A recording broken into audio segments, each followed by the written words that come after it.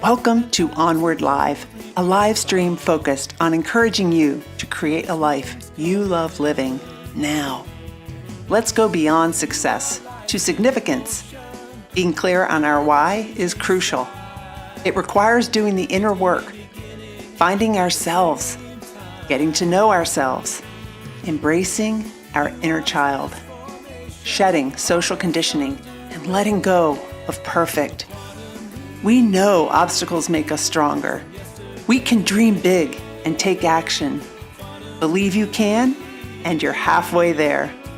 I invite you to tune in every week and engage with me and my inspiring guests. Invite your friends. Let's make time for what matters most in our lives. Let's move onward together. Hi, everybody. My name is Emily Harmon. I'm the host of Onward Live, and welcome to this live show. Eventually, in about 2 to 3 weeks, this will also be turned into a regular podcast. So if you missed the live, or you can also catch the podcast, and on my website, there'll be a transcript of the podcast episode as well. So I'm excited to be here. I always like watching that video at the beginning because it kind of talks about some of the things I've been through. And I think it's kind of a cycle. We're going to talk about a cycle with my guest tonight. It's like a cycle, you know, even though I know a lot of those things, it requires doing the inner work and all those things. Sometimes I feel like I'm back at the beginning and starting over with that in my life. So maybe you feel that way too. So my guest today is Dr. Miriam Silberglate, and I'm so excited to bring her on. And let's see. Let's bring you on, Miriam. She goes by Dr. Z. And there she is, Dr. Z. Welcome. Hi, Emily. Thank you for having me. Yeah, I'm excited that you're here. We're going to talk about the 3G cycle of life, the secret to achieving joy, meaning, and well-being. And, you know, you're originally from Peru, and you went to medical school there and practiced medicine for almost 10 years. But then you came to the U.S. and you left your parents and your friends and everything and your job as an academic physician to follow the love of your life. And then you kind of had to start over, like learning a new language, and you had to go to school again, prove yourself all over again. Why is that? Well, I guess that that's a wonderful opportunity that life can, give us, is that to reinvent ourselves again and again. Yeah, but I just don't. Why did you have to go to school all over again? That's so frustrating. Why? Well, you can decide to make it frustrated, or you can decide to make it like a fun experience, right? In the US, my title as physician didn't count; it was not valid, right? So I had to prove that I was able to practice here, and that means a lot of years of taking tests and then going back to really doing your specialty or super specialty, which I did. The experience was truly interesting. The first 2 years they were traumatic, because going back to read biochemistry and biology, especially when a lot of those things didn't exist when I went to medical school. I mean, I saw the first MRI when I was already a physician. So a lot of medications and a lot of DNA stuff, they didn't exist. I didn't study them. So in some way it was interesting to relearn, right, and get updated. So that was the traumatic part. But going back to the hospital was amazing. You did that while you were pregnant too, right? I was pregnant. I was very pregnant twice. I can see Enrique. Hi, Enrique. And I was pregnant twice. And a lot of people will think that was something negative. For me, it was amazing. I was never alone. I was always with a reminder that, about what is important in life. And the kicking and moving was, a fun company, even at 3 a.m. sometimes. But That's awesome. I believe that you decide If you want to make it difficult, you will make it difficult. If you want to make it a fun experience and an opportunity, you will do so. We get So to decide, right? That's something that we forget sometimes. yes, and I believe that that's a big problem that we as society we need to address because we have been convinced, and I have no idea by who actually, that we don't have control, and to the point that we believe that we are almost victims of the things that are happening to us because someone with bad intention is trying to torturing us during life. And the truth is that probably that's not the case, right? In Yeah. reality, that's not the case. And we have control, and maybe the options that we may have in front of us, they may not be as perfect or as pretty or as, nice as we want, but we have always options. And some of them will be better than the option that we are living right now that they may be a miserable one. So Right. Well, and the first step is, is that awareness to recognize, wait, life isn't happening to me. It's happening with me. I'm creating my life, right? And I can create something different if I want to. I'm not a victim. And yeah. And so this show is all about create a life you love living and do it now. Don't wait for external circumstances to change. You retire or switch a job or get a new partner or find a partner, have a baby. Love your life now. we procrastinate being happy, right? We have always a conditional. If this happen, when this happen, and it's very easy to get there, right? And to feel like nothing is enough. It happens to me too, and I don't Yeah. want to. I don't want to create this false idea that I am, I'm living the perfect life and I am very happy all the time. No, I have also, like everyone else, miserable days and times where I question myself and everything that happens to me, right? And that I get to that point of, oh my goodness, I am a victim. And it will happen, and that's okay. But the question is not if you feel like that. Is what do you do after that moment, right? You Yeah. get in that position where you're a victim and everything is miserable, etc. But you need to jump out of that hole and recover control. I feel like it's when you are driving a car, right? And maybe you go and you bump against something and you lose control of the car, but you need to get again back the control because if not, you will have a bigger accident, Right, right? right, And right. so we need to recover that control. So, what is this 3G cycle of life philosophy? So I have been trying to explain to others and to myself why I keep going. And many times in front of colleagues or even my residents or medical students, they have been surprised that I am so supposedly resilient, right? Which I have my doubts about how resilient I am, but the truth is that yes, I bounce back relatively easy, and trying to understand how is that I do that. I came to this idea that probably I am seeing life a little different than others. And I try not to see life in a linear way where I don't have any opportunity to go back and fix things. If you're going in a linear way, it's like there's not return, right? Mm-hmm. So I believe that I see life more like in a cycle way. And if I go back to science, everything that happens, or majority of things that happen in nature and science in general and in our bodies, is cyclic, right? And even Right. our hormones. Um, uh, the way that we reproduce our nervous system functions like that even for sleep time and awakening time and the weather, etc. So I thought, okay, maybe I am working in this cyclic mode that allows me to go back without feeling that I collapse it and that I don't have another option. And Oh, then I love that outlook. And we just had a full moon, right? The moon oh, goes we in have cycles too. oh my yes, moons, right, and our periods and so many other things. To create energy in our body, if we go to the cellular aspect of our bodies, we have the Krebs cycle, right? That's the way that we create energy to ourselves.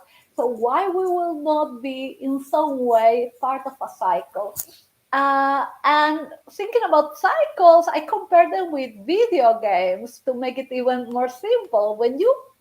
I don't play video games. I am very bad on that, but my kids do, and they are very good. But when you go into any of these video games, right, what you will see is that they have levels, what I will call cycles in my case. And it's not that you fail in a level and that's the end of the game and you are out. You Right. have the chance to go back, right? And Right. many times. And when you close that cycle, that level, then you go to the next one that is a little more complex, have more trees, will take more effort. But everything that you learn in cycle one will be helpful for cycle two and then for cycle three. So life is, in my mind, something like that. So at that point, I was like, okay, so what are the components of my cycle? And again, thinking that every cycle has a specific component, I try to create the components of my personal cycle. And I know that for me, the way to start anything is with a goal. Hmm. And that's the first key. I need to have clear what do I want, right? And sometimes it's not so clear, but it's the idea, the Right. emotion that this is what I want to achieve. And this is really moved through my cycle with grit, perseverance, emotions. And so that's my second one, grit, right? I need that to keep going. We all need that to keep going in general. It's kind of my fuel, my energy, vitamin for my soul, if you want to call it like that. And then I ask myself, okay, what happened when I don't achieve my goal? Because closing the cycle, I should be going back to, hey, I achieved my goal. But the truth is that that doesn't happen all the time, right? Right. Uh, so I thought, what happens at the end of my cycles? What is constant? And the constant that I found is that I always grow. I always learn something. Mm. I develop a new skill. I am different. So And it's that's the third goal, key. grit, grow. Yes. Oh, I love that. Thank you. Yeah. And so you decided to write a book about it. I decided to write a book about that. How do you have time? You've got like, how old are your kids? 6 and 8. Okay, 6 and 8, and then you're a doctor. Yeah. What kind of work do you do as a doctor? So I have three specialties: obesity medicine, internal medicine, and geriatrics. Okay, so you're a practicing physician, doctor, and then you've got little kids and a husband and your own life, and you're like, well, I think I'll just write a book. Uh, yes and no. So Okay. I had to compromise certain things in my life, and the Something book. when you move, I think it's the microphone's making a sound. I don't know if you I'm can hear sorry. it. Let me. No, I That's okay. cannot. All right. That's okay. So, yes, I believe that in life sometimes you have to compromise. Not sometimes, probably many times. Mm-hmm. And that's what I had to do. I was going through a very difficult time during COVID, not necessarily because of COVID, but really because the environment where I was working was not necessarily very positive, at least for me and for my development and my well being. So I had to take decisions at some point, and my decision was to compromise my fancy titles and my nice office and my salary and stuff like that, but go for what was aligned with my values. That was to take care of my family and to be with my kids. For that, I needed to feel happy and healthy, and that was not necessarily happening. I'm not sure if I was fully burned out, but if not, I was flirting with the concept, and I was not able to change the environment. I learned that sadly after 2 years of trying, and sometimes you have to, I will not call it quit, but you need to change directions. And So I changed directions and I changed jobs with a more flexible opportunity. And I don't know, maybe someone was happy with me. I don't know if you want to believe in miracles, heaven, God, angels, whatever. But the opportunity of the book came in front of me the week that I quit that job. Wow, that's amazing. So, I mean, that's kind of challenging for, high anyone who's high achieving, I would say woman, but not just woman, but to leave, even though you know that it's in your best interest health wise and whatever, it's like giving up it's the ego. Like, what did your ego say? Oh, my ego was on pain. My ego was suffering. This took me too long. But I didn't have. So it's very interesting. What you're saying is so true. Is I didn't have at the beginning the skills to understand, first of all, that I was being hurt and that I was being a victim of myself, right? Of my Uh-huh. wrong decisions.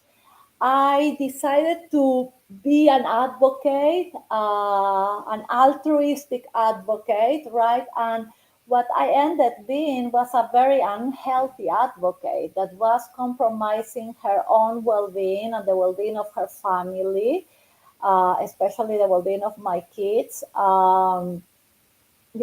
Trying to change something that I was not able to, sadly. And we need to recognize that not being able to do something, especially when it's really beyond your abilities or right, the system, right, when it's something so big as the system, you are not failing. It's not your fault. Very difficult to understand that. It's still like, I have my doubts and what did I miss, what I did not do correctly.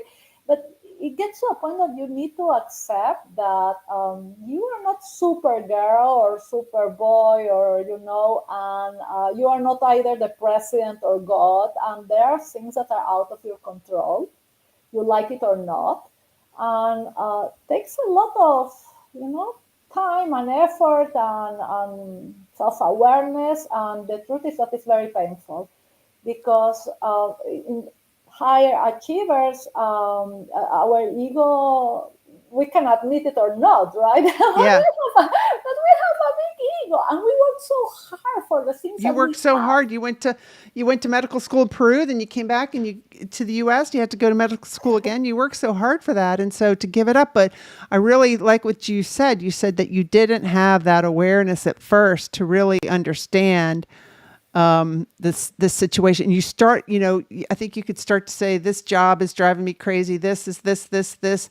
But what you started to do is even though that may have been true, you started to turn and look at yourself. Like, all right, I'm not a victim. I can do something about this.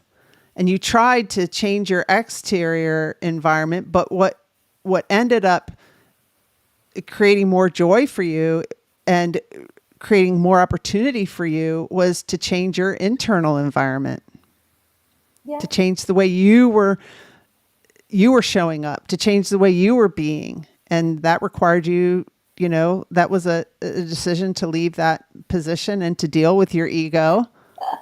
That's amazing. That's awesome. And then it led to more opportunities where you've got this book and you have probably, your personal life is going better and you're a better mom to your kids and all of that. Yes, and I'm still learning, and I'm still growing, and I don't want to make people believe that I'm already healed, or that it's not so fast. It's the Sadly, journey. I don't know if we ever get there, wherever there is. I don't think. I mean, I don't know if we can get there, but even going out of the dark side takes time, Yeah. and I feel like I will say that a couple of the best things that I learned during this initial part of my new journey, my new cycle, has been to ask for help. And again, something that especially higher achievers and type A personalities and physicians, right, we don't do because, again, we are superheroes. We Right. are never afraid. We don't, we don't make mistakes. We know everything. So suddenly I had to recognize that I was not okay, that I didn't have all the answers, and that I needed help. So going through that was, again, me against my own ego, and was probably one of the best things that I did. And I found something amazing, and is that when you ask for help, there is a lot of amazing people waiting there so they can help you. And that's big part of how we met, right? Is Yeah. this amazing opportunity to meet people, create new relationships, be helpful for others, and receive the help from others. And that feeling of belonging, not just fitting, right? Like, oh, you need to fit. Is suddenly you can find people that is like you, feels like you, and you don't need to create a fake image of who you are Yeah. because these individuals like you or appreciate you the way you are. And the second thing that I learned, and I believe that I'm getting better on this, and for sure I didn't have that ability, I didn't know even that that existed before, is self compassion. And that's another one that is takes Yeah. effort, but I'm glad that right now I can be a little. I was so bossy with myself. Yeah. Yeah. Yeah. Yeah. Oh, I get it. I mean, so I love everything that you just said. When I first started this podcast, it was all about facing adversity and moving forward. And I ended up writing a couple of chapters for a book. It was on government contracting. It's like, well, what did my podcast have to do with government contracting? But I used to have, had a career in government contracting, and I wrote that, government contracting can be challenging. It's like adversity, it's not easy. And I said, the three big things that a lot of my guests talk about in facing adversity and moving forward is asking for help. And you need to do that in government contracting because there's no way you can know everything. Ask for help. And I just had it on the tip of my tongue, the other one. But one of them was, know where you're going and know where you are and where you're going, which is your goal thing, right? Like have Yep. that goal, know where you're going, ask for help, and be persistent, which is your grit, and then you grow from that. So I love all of that. And then the other thing that I would say is, yeah, I have not always had self-compassion. In fact, I'm in this, I coach in positive intelligence, and I'm in this group where we're for 6 months working on a quest that we pick. And we're looking at not only achieving something in the area of doing something, but also who are we being while we're doing it? Well, how are you going to have to change your way of being in order to, go on this quest? And mine has to do with like mental and physical health. And I want to be somebody who's more compassionate with myself and not let my hyperachiever saboteur drive me towards this goal. Because one of the reasons I have to work on my health is because I've had some injuries. And one of my injuries came in 2014 when I was doing a 75-mile bike ride. And because my ego wouldn't let me quit, I partially tore both of my Achilles because I was in pain, but I couldn't quit the race, right? No self-compassion for myself, right? No compassion for myself. So Yeah. as I go on this quest, part of my journey is to, like, if I said I was going to do this many steps, or a day, or do this exercise, and I'm not feeling it because my shins hurt, I'm allowed to not do it. And That's nothing hard wrong for about me. that. Yes, but that's, what is interesting is that many of us we are so good prescribing others, right? How to live. Yeah. And then we are in front of the mirror and we are so mean with ourselves. And I have no idea how do we become our worst enemies? We should be our best friends. Yeah. And I have no clue how I became my worst enemy. And I was actually talking with someone. I would like to introduce you with her. She's beautiful, a beautiful lady, very smart lady. She works around the topic of bullying, and she was explaining to me that there is this external bullying, right? The one that we all talk about. But there is this internal bullying, right? The way that we are bullying ourselves, right? That is probably kind of the equivalent of the saboteurs, right? Yes. Uh, and we are very capable to bully ourselves. Right. You want to know how you bully yourself? Go take this saboteur assessment. I'll put a link in the show notes too. But at Positive Intelligence, that shows you exactly how you bully yourself. And we all have a judge, and we know, that we judge other people and judge circumstances, situations. But when you go through this program, you expose the lies of the judge even more, and how you criticize yourself. In a lot of times we're not even aware of how often we're doing this. I mean, we have 60 to 70,000 thoughts a day. So some of them are just like habits and we're just not even aware. And we just believe them and we just go on. And like one of my other guests said, these thoughts come in our mind and we rubber stamp them and just believe them. We don't have to believe every thought that comes through our mind. So you interviewed people for your book.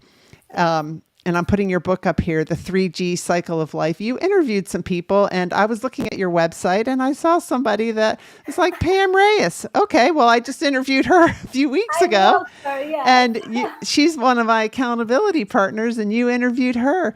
Tell us a little bit about how your book is set up and who you interviewed and stuff like that. So I was very lucky to interview more than 30 different experts in different areas. I believe I have 4 continents involved. Wow. And from Buddhist nun to Wall Street to athletes, and I have company right now. Oh, that's a baby puppy. I'm so sorry. I have a boy here. I love you, Let sir. me see him. Let Do me you want see to him. say hello? No? No, you are the shy one. We have the shy one today here. He's 6. He's 6, My yes. grandson is 6. Oh Oh, my that's so goodness. cute. I'll go with you, puppy. And what I did is I collect these different stories from them. And what was, well, they were very different and their expertise were very different, not only because of their careers, but also because of the things that they learn in life. What was very interesting is that all of them that they have something in common is that they confront adversity and they were able to, go beyond and not only bounce back, which is this term that they have a problem with, resilience, right? That has been kind of like, it's resilience is the best. Resilience is the best. I'm not sure if resilience is the best. For me, resilience is almost the equivalent of surviving. And then positive psychology brings this concept, relatively new concept, that is really growth, post-traumatic growth.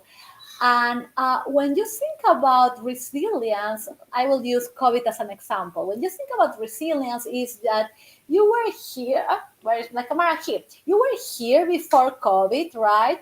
You went through a very long collection of traumas, right? Yeah. You went down, and then 2 years later, right, you are able to go back and you are now again where you were 2 years before. So that means that these 2 years of, everything that happened during COVID to you or the rest of the world means zero. You didn't learn anything. You're exactly the same than 2 years before. And that's what I don't like about resilience, is the concept That's a of good you point. are just bouncing back. That's a really And good point. right? Which again is good enough for you to keep going and to survive and to function. Is that enough to justify all the suffering that you went through? I'm not sure. I would like to get more than that. So that's when the post-traumatic growth concept from positive psychology brings this new vision, right? That is, you not only bounce back, but now you are able to get better. You Mm, are now able to show new abilities, new skills. Um, you are a better version of yourself, if you want to call it like that. But what is magical about the concept of post traumatic growth, and it's the part that I love the most, is that actually majority of those that get to the point of growth, they will become mentors for others, or they will become, you know, guy, kind of role models right. that people will like to follow, and they will return to the community, and they will help others, which I believe is magnificent, right? Is you went through COVID for 2 years. Now you are not a victim, you are not just surviving, you are not the same, but you are much You're better, better. and you are, yes, and you are doing things for others, and you are helping others.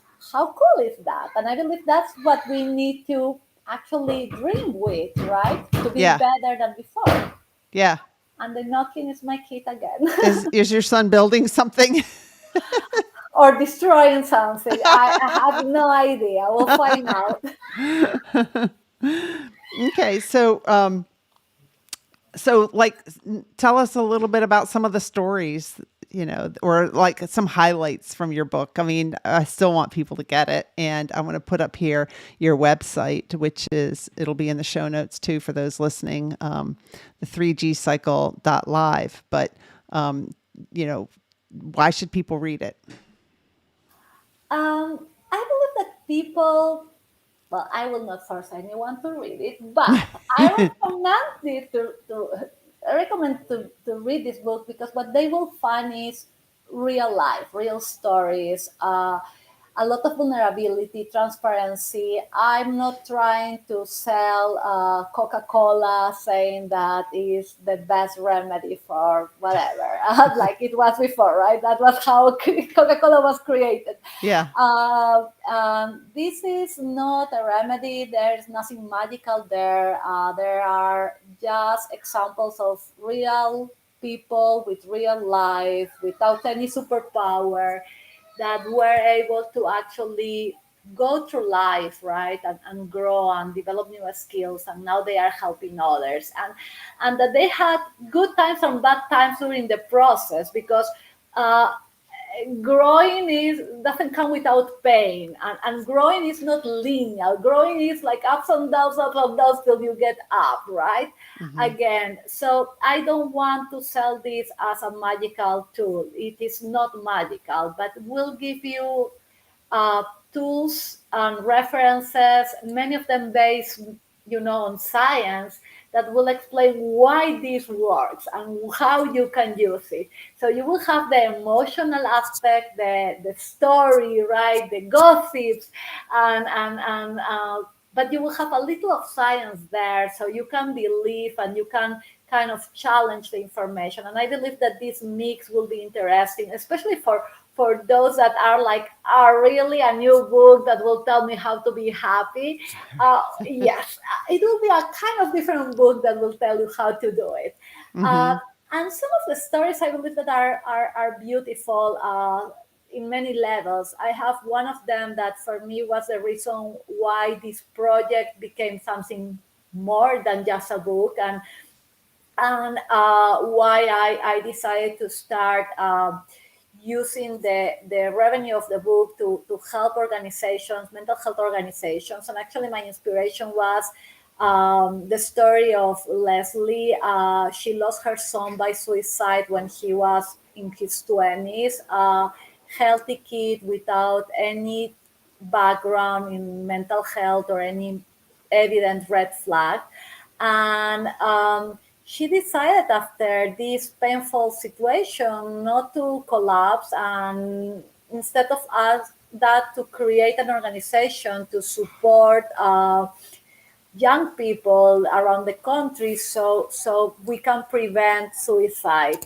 And I believe that for anyone that is a mother or a father, or for anyone, this story probably is one of the most painful ones, and Yeah. is showing really what post-traumatic growth is about. And like that, I have people that survive cancer, and people that decided to change careers, and people in medicine.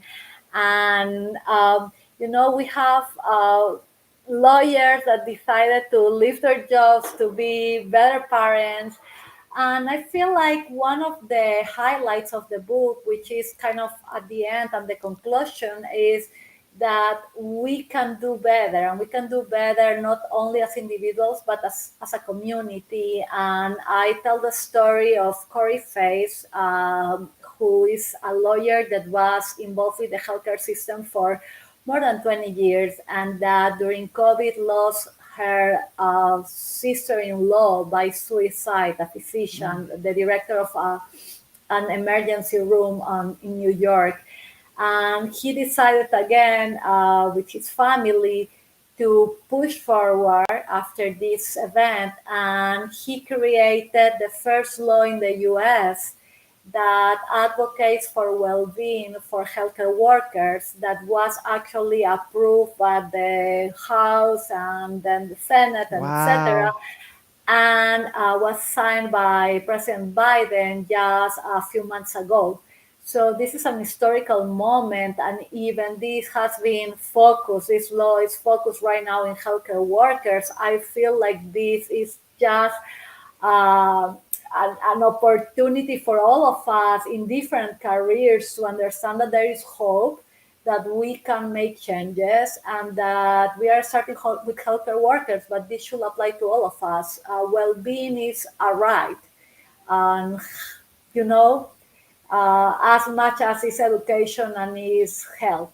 Yeah, that's a big thing that's come out of COVID. You see, like at Starbucks, baristas forming unions, and that was kind of happening at Amazon too. People are, and voting with their feet with what jobs they want to take and stuff, and so people are, wanting to be treated better at work, for sure, and mental health and welfare, and we're a whole person. We're not just a worker. We're a whole person, right? Yes, but we need to advocate for ourselves. And Yes. I had this amazing interview actually with someone that I really admire. She's a journalist, very, very recognized journalist, Jennifer Moss. And she wrote actually a book about burnout. And she did it more on the side of, the system.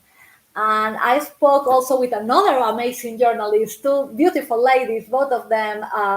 She's an Israeli journalist, and she wrote another book about burnout, also in the, touching the system. And Hmm. I asked them, do you think I am crazy? Because I am trying to talk about hope and meditation and, stress and stuff like that. And I am trying to ignore a little the system at this point.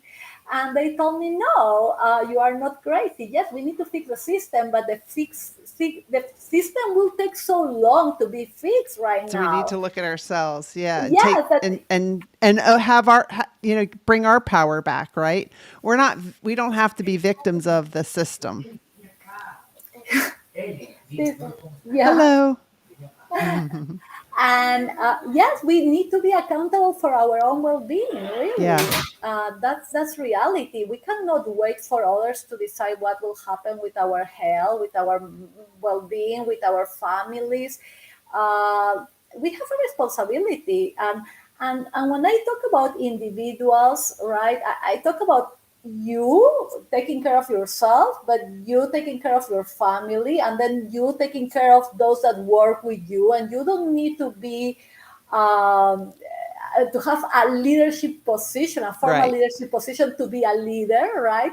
You Right. can be an amazing leader, even being the one with the less salary and the less education. That's And right. you can take care of your team, right? And advocate for them and give them the tools so they can advocate for themselves. We need to recover control or, power on our lives.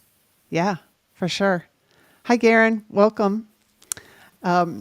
So yeah, for sure. And you talk about, so how does this 3G cycle of life, goal, grit, and grow, how does that help somebody achieve, joy, meaning, and well-being?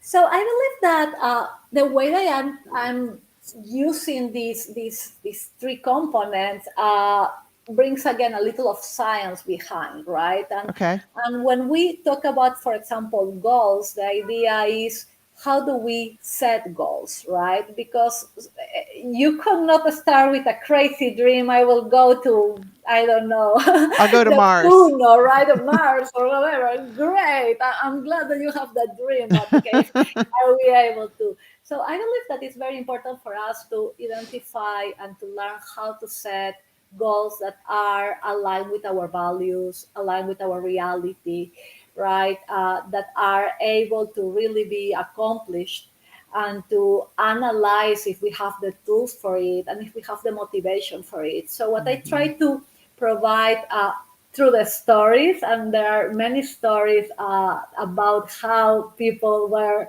like trying to follow their dreams or their goals and what happened in between, right? How they fail or why they didn't. So I provide with some tools, very practical tools, so people can start learning, okay, I need these components to be able to decide if this goal should be a goal or not right now. Right. And now that, yes, it can be a goal. So how do I set it clearly and correctly so I can really fulfill it? And what happened next? And is this the goal that will be for the rest of my life? May I change goals? May I close the cycle? So I believe that these stories mixed with tools will help people to understand the first step of, okay, this is my goal. And then part of the goal component discuss three or four areas that for me are very important, that are the most common goals, right, that we have. And majority will agree that we want to be successful, we want to be happy, and right. And I hope everybody else agree that we want to have well-being, right, Right. or wellness. I hope. Um, and I explore what is wellness, what is happiness, what is success. It's, how do you find them, How do and what? you define it for yourself? And Yeah. is it, and that takes doing some deep introspection to make sure that, it's what you really want, not what others want or what you feel like you should want, Yes, and it's because so society difficult. says you should.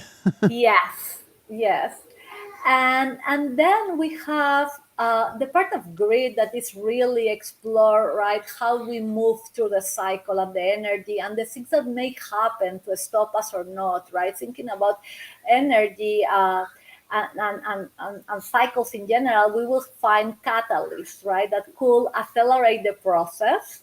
And I use, for example, oh, if you have money, if you have, a big network, if you don't have an accent, for example, if you are a guy in many places, right? Yeah. Probably life will be a little easier than if you are an immigrant or you have a disability or you come from a poor family or you develop mental health disease or you are victim of abuse or discrimination or you have fear, right? Right. So these are components of life. We cannot remove them. They Right. are part of our reality. How do we use this catalyst, positive and supposedly negative, right? I don't want to call them negative. They are catalysts at the end, right? Right. How do we use them in our favor, and how we remove our idea of we are victims of this catalyst. Instead, it's like, hey, this is an opportunity for me to learn something, to grow again. So how does And somebody change their mind about that? Like let's say, your whole life you've been like I'm a victim because, I I don't know. I'm a doctor but I came from Peru. I'm an immigrant, so I'm a victim. I mean, how do you change that your attitude about that and switch it to, oh, where's the gift or the opportunity in this? How am I not a victim? So I feel like we need to start with self-awareness, Hmm. and that's part of, for me, this is one of the components of emotional intelligence that I believe is the most important one. You cannot have the other ones if you don't start with self-awareness. So Right. um, if you are self-aware and you are able to identify your areas of difficulty, right? Your challenging areas, or those that you feel that are delaying your progress, you will be able also to identify the ones that make you stronger. That's true. And yeah, I will never be able to erase my accent, right? That's part of me. Uh, but I speak two languages, Yeah, I not don't. many do, right? So That's right. it's a question of perspective. Is yes, I could feel miserable and decide not to go and talk in front of people. And how many times I thought about that at the beginning, how I will be a faculty, how I will be even a doctor in this country. Something as simple as going to, you know, you mentioned Starbucks and ask for a coffee when I was just learning English was like traumatic for me. And suddenly I just realized, you know what, I speak two languages, even I don't do it perfectly. People can understand. I am sure I will make a lot of mistakes. I am doing it right now. I already catch some of them in retrospective. I noticed myself. But, but you know what I'm saying, and you Yeah. understand And me. you're going to go out and speak because of your book too. Your book's coming out in January, but you're going to be going out on the speaker circuit a little bit, right? You've already been asked to speak to some different organizations, and you could easily say, well, I can't do that because, let that accent hold you back, but you're not. Because right now I believe that maybe the wrinkles and the white hair make you understand, right? That you cannot stop yourself from doing things that you want and that make you happy, right? That Yeah. at the end you cannot become again your worst enemy. If you are inviting me, right, knowing that I have an accent, why I will stop me? If you are being kind with me, why I will be mean with myself? Right. And I believe that the same as the accent and with many other things, there are catalysts that we can really, right, just change our mindset and control them. There are many that are not so easy to get control, right? And if you talk about someone that develop a terminal disease, right, or that is really victim, and because victims exist, right? The fact that Right. I remove the idea of being a victim of, oh, you are a victim of the weather or the action, but they are victims. They are individuals that really are being traumatized and affected, by spouses or many other reasons. Um, but that's another type of victim, right? And Right. even those, and not always, but even those in many cases have options, right? And Yes. many of those can push themselves out of this uncomfortable comfort zone where they live, right? Because it's the only thing that they know, to a place where they may be uncomfortable but at least safe. Easier Yeah. to say than to do. I have it clear. But again, we need to kind of balance what we have and what is positive and what is negative inside of us and around us, and to look for help. Yeah. Whatever is not inside of you is inside of someone else. Right. Yeah, right. And like Pam Reyes, whom you know, she was talking about, know what your strengths are. And sometimes we undervalue our strengths, something that comes easy to us. We think, oh, that comes easy to me. I'm supposed to be working hard in order to be successful. But, look at, analyze yourself. What brings you joy? What gives you energy? What are the kinds of tasks that you really like to do? And, for me, I cannot stand spreadsheets and data. So I contracted out, I hired a bookkeeper, and she loves it, and more power to her because she likes getting everything right.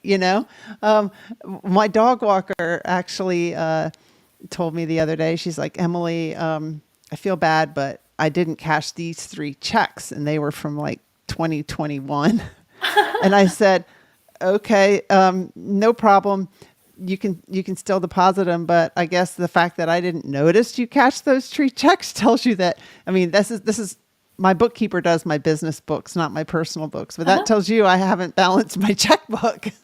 So I would have noticed that you hadn't cashed those 3 checks. So that was a little warning signal to me. Just look through my checkbook a little bit, but I don't like doing that. It doesn't bring me energy. But for other people, like my mom, she's like, oh, I'm off a penny on my balancing my checkbook. I'm like, I don't really I have look no at. idea how to do that either. And to be sincere, I was transplanted from my dad to my husband in Uh that, huh. you know, Yeah.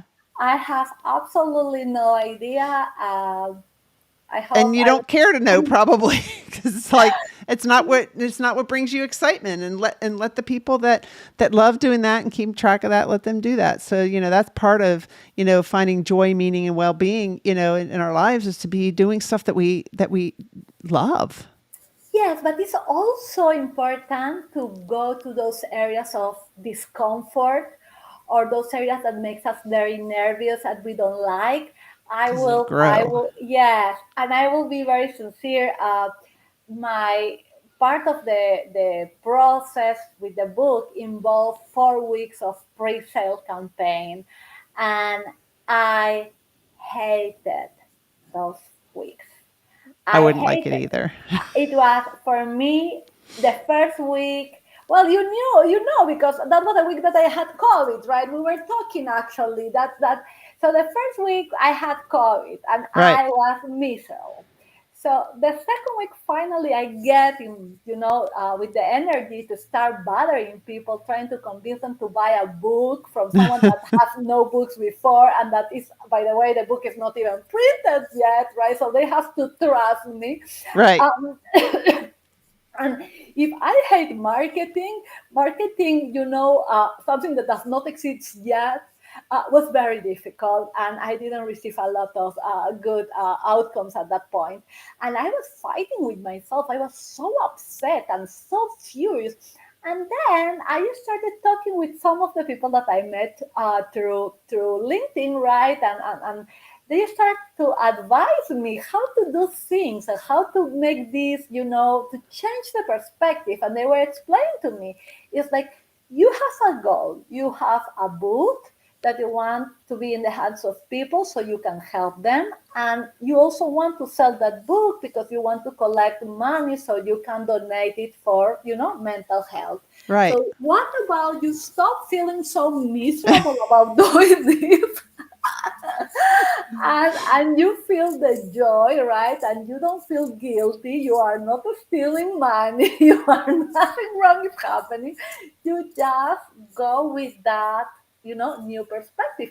And I have to say that I learned tremendously. And I will not do it again. Let's clarify. It's not that I'm convinced that I love that. No, I still hate it. But I learned so much. It was a sociological study. And not only that I learned a lot about others and reactions and marketing per se, but I learned so much about myself. Yeah. Yeah. That was very interesting. So I recommend people to go out of comfort zones, at least here and there, right? Well, yeah, I guess, what your story got me thinking too, that, I would have never been in sales, but now I support the company Positive Intelligence, helping them break into federal government. And I used to think sales, I don't want to do sales. I could never do sales. And I don't really look at it as sales, just like I look at it as, well, I'm detached from, you have to detach from the outcome, right? Like it's not saying that you're a bad person if no one signs up for your book. It's not saying that I'm a bad person if no one wants to buy Positive Intelligence. I can't control that, but what I can control, what I can share, is how it transformed my life and how it's transforming others, and then let people make their own mind up. And so when I change my perspective on sales, and looking at it as, really, I'm just educating people, letting them know about this great thing, and you're letting them know about the book, and then your proceeds are helping people, and that's what you want to do. It's a whole new perspective, and then it's easy to do. And I believe that people can read us, right? And we can read people in general. Yes. And that's the beautiful thing about being vulnerable and being transparent and doing things because of the right reasons, right? Mm-hmm. And things that are aligned again back to your Your values and values. who you are, right? And I believe that if we suffer from so much stress and so much burnout, and the rates of depression and suicide in this country are awful, right? But if we are able to go back to our roots, right, who we are, and we make friends with ourselves, and we start living our life respecting ourselves and respecting our goals and our values, and and loving ourselves. Probably, I will not say that the stress will disappear. That's not real.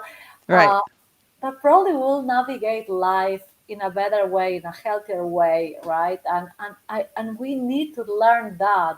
We didn't have that class at school. I didn't, at least. No, no, no, we didn't learn that at school. And I mean, for those watching and those listening later, you can see why Dr. Z and I hit it off when we first met, because, yeah, we have a lot in common with the We way we look have at things. Yeah.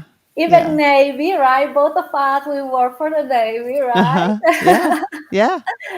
So yeah, we have a lot of common, and I have to add, right, that part of what is positive intelligence has been included in the book, and it's Yes. part, right, and this is thank you to Pam Reyes, right, that Right.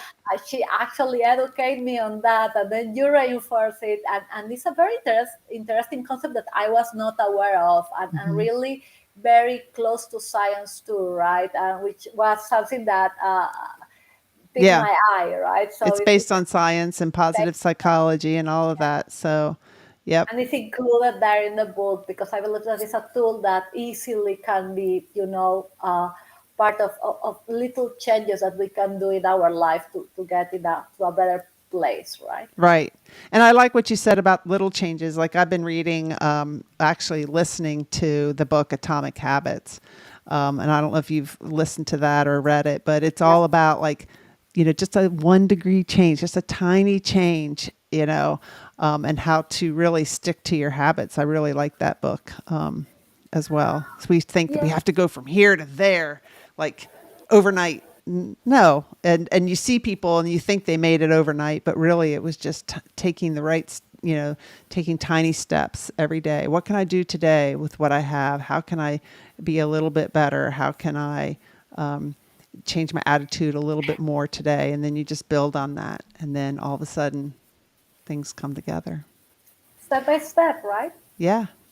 Well, I'm going to show your book again. Dr. Z's book is The 3G Cycle of Life, and your website is www.3gcycle.live. And I really enjoyed having you on the show tonight, Dr. Z.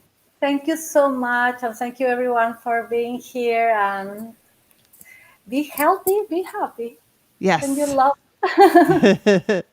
All right. I'll put you in the green room for just a minute. Thank you so much. Sure.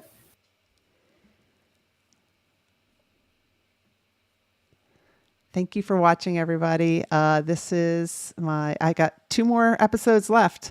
Next week I'm off, and then I've got one more episode, and then I'm interviewing. Let's see, I had the piece of paper's down on the ground, and then I'll have one more episode where it's just me, and then I'm taking a break, and I'm not sure how long the break's going to be. It could be permanent. I don't know yet, and I'm showing myself some self-compassion and saying I don't have to make that decision right now. I'm just going to take a break, and we'll see how long it lasts. So I appreciate everyone who watched tonight. Thank you very much. And for everybody who listens to the Onward podcast, I appreciate you. Have a great week. Onward Live is sponsored by Emily Harmon Coaching and Consulting. Visit my website, emilyharmon.com, to learn more about me and my coaching programs.